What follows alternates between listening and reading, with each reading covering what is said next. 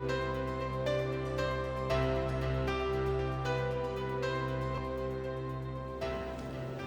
it's Stephen with WamBam Fence, and today we're just going to look at the gas pounder, some tips and tricks on what to do and what not to do once the gas pounder arrives in your backyard. You're going to remove the styrofoam block that contains it during transit. You're going to make sure to keep this styrofoam block when you put the pounder back inside. You're also going to notice a laminated instruction card. You definitely want to pay some attention to this and spend some time reading it.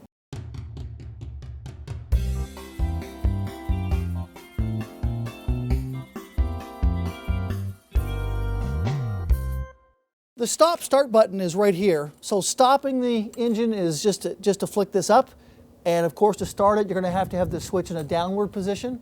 To start the motor, you're going to need to prime the engine a little bit on a colder day, just to give that a few squirts.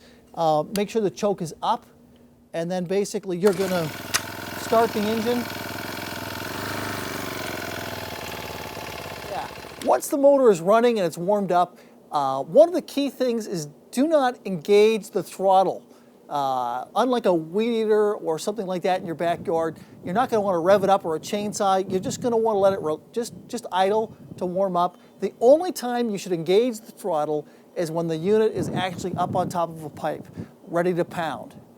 Now, what I've got in my hand here is the large pipe anchor for the privacy fences. And so if you're working with the larger pipe anchors, you're probably going to want a step ladder.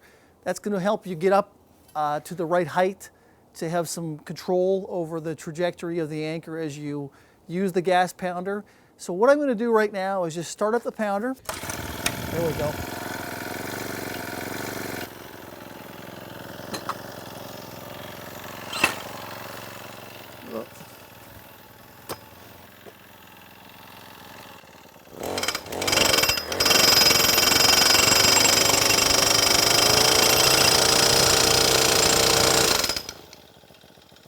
Now there's a couple of things just to go back over.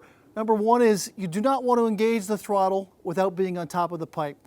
If for some reason when you engage the throttle, but you hear no striking or pounding action up inside the pounder, just pick the pounder back up about 2 inches off the top of the pipe, maybe 3 inches, and just drop it back down.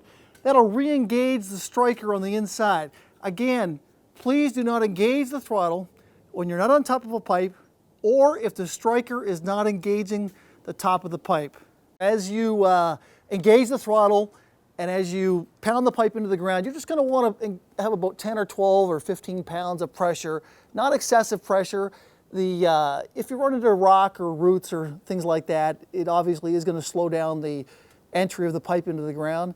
But you shouldn't have to have 2 people hanging on here or anything like that. Just some good consistent downward pressure, and that's it. So after you get the pipe about 12 to 18 inches in the ground, you're going to want to check for level. Just as this is a quick check for level, that we're reasonably level. And then after that, about every 12 to 18 inches, you're going to want to check for level again. After your pipe is about 24 or 30 inches in the ground, the trajectory of your pipe is pretty much determined.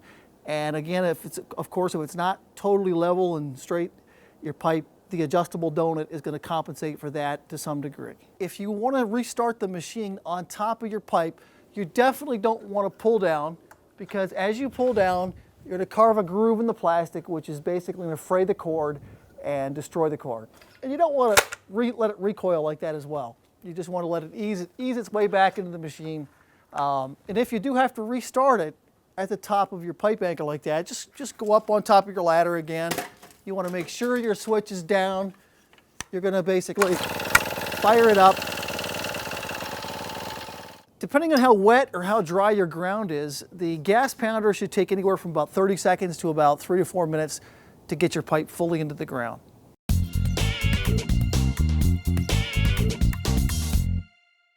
So after cleaning the machine up and tidying it up, you're going to take the unit and basically just flip it up and drop it in here like this.